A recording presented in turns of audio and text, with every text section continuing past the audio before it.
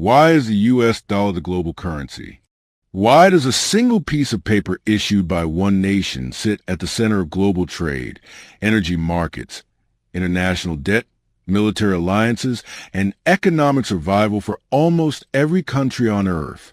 This question cannot be answered with slogans, conspiracies, or surface-level explanations, because the dollar did not become global money by accident, nor was it crowned overnight. It emerged slowly through crisis, collapse, war, reconstruction, trust, fear, habit, and power. To truly understand why the dollar rules the world today, we must step far beyond modern headlines and travel back to a time when America itself was not the financial heart of the world, when global trade spoke a different language and trusted a different currency. For most of the 19th century, the world revolved around the British pound sterling, supported by the vast reach of the British Empire, its Navy-controlled sea routes, its colonial supply chains, its insurance markets, and its disciplined financial institutions. Merchants trusted the pound because Britain controlled the oceans, enforced contracts, protected trade routes, and backed its currency with gold under a system that promised stability and predictability. As long as the empire remained dominant, the pound remained unquestioned. But history teaches us that dominance is never permanent. The First World War shattered Europe's economic foundations, forcing Britain to borrow heavily, drain its gold reserves, and sacrifice financial supremacy in order to survive. The Second World War delivered the final blow, leaving Britain exhausted, indebted, and incapable of maintaining its role as the world's banker. While Europe burned, factories destroyed, and cities reduced to rubble, the United States experienced the opposite fate. Protected by oceans and fueled by industrial expansion, America emerged from the war as the world's largest producer, creditor, and holder of gold. This imbalance created a moment in history where global dependence converged on a single nation not because of ideology, but because of necessity. In 1944, representatives from allied nations gathered at Bretton Woods to design a new financial architecture that could prevent the chaos that had fueled depression and war. The solution they reached was deceptively simple, yet historically unprecedented. All major currencies would be pegged to the U.S. dollar, and the dollar itself will be pegged to gold at a fixed rate, effectively transforming the dollar into the anchor of the global monetary system.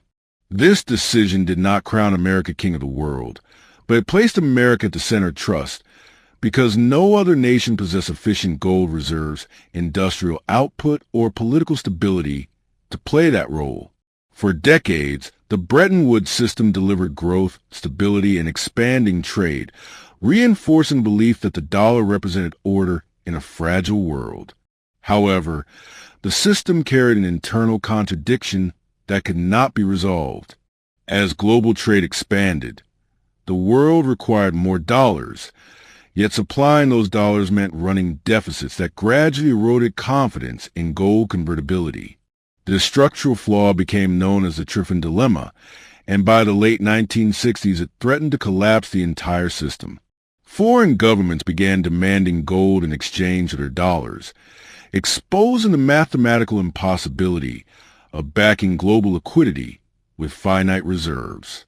In 1971, President Richard Nixon suspended gold convertibility, severing the final link between money and metal and transforming the dollar into a fiat currency backed by nothing tangible except confidence and enforcement. Many believed this would destroy dollar dominance, but instead it liberated the United States from constraints that had limited its financial flexibility. Without gold discipline, America needed a new source of global demand for its currency, and that demand emerged through energy markets.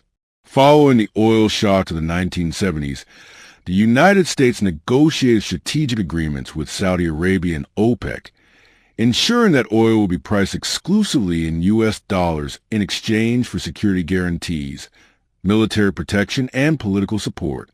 This arrangement created the Petrodollar system, forcing every energy importing nation to hold dollars simply to function in the modern world.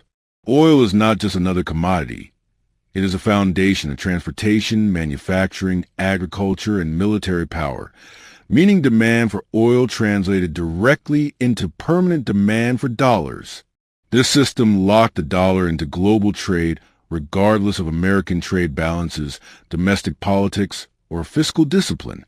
Surplus oil revenues flowed back into U.S. financial markets through recycling mechanisms, strengthening American banks, bond markets, and global influence.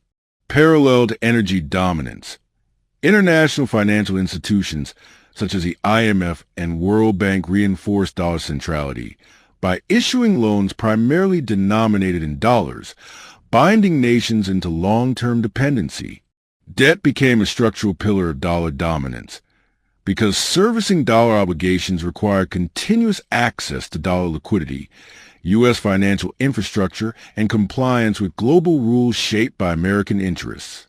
Over time, the dollar evolved beyond a currency into a system, an operating framework for the global economy that could not be easily replaced without destabilizing trade itself. Central banks accumulated dollar reserves not out of loyalty but out of necessity because the dollar offered unmatched liquidity, depth, and reliability during crises. When panic strikes, capital does not flee the dollar. It seeks refuge in U.S. Treasury markets, creating the paradox where American instability often strengthens the very currency critics expect to collapse. This phenomenon confuses observers who assume moral behavior determines financial trust, when in reality scale and structure matter far more than virtue. No alternative currency currently matches the dollar's combination of market depth, legal enforcement, political continuity, and military protection of trade routes. The euro suffers from political fragmentation and incomplete fiscal union. China's yuan lacks convertibility and transparency. Gold lacks transactional flexibility, and digital currencies lack sovereign backing. The dollar remains dominant not because it's flawless, but because every substitute introduces greater risk. Dollar hegemony grants the United States extraordinary privileges, allowing it to borrow cheaply, finance deficits, and externalize inflationary costs to the rest of the world. It also grants unprecedented coercive power, as access to dollar clearing systems enables financial sanctions that can isolate entire economies without direct military conflict. This power reshapes geopolitics, turning financial infrastructure into a battlefield where compliance is enforced through liquidity rather than violence. Yet the system carries growing tension. Excessive money creation distorts asset prices, fuels inequality, and raises questions about long-term sustainability. Calls for de-dollarization reflect frustration with American dominance, but dismantling a global currency system requires more than political will. It requires an alternative capable of absorbing global savings, enforcing contracts, and stabilizing crises. History shows that reserve currencies do not fall because of debt alone. They fall when a superior system emerges and proves itself over decades, not declarations. Until such an alternative exists, the dollar persists through inertia, habit, and institutional dependence. Money at its core is collective belief, reinforced by systems, protected by power, and sustained by trust. The U.S. dollar remains a global currency not because the world loves America, but because the world depends on a system that no one has yet been able to replace.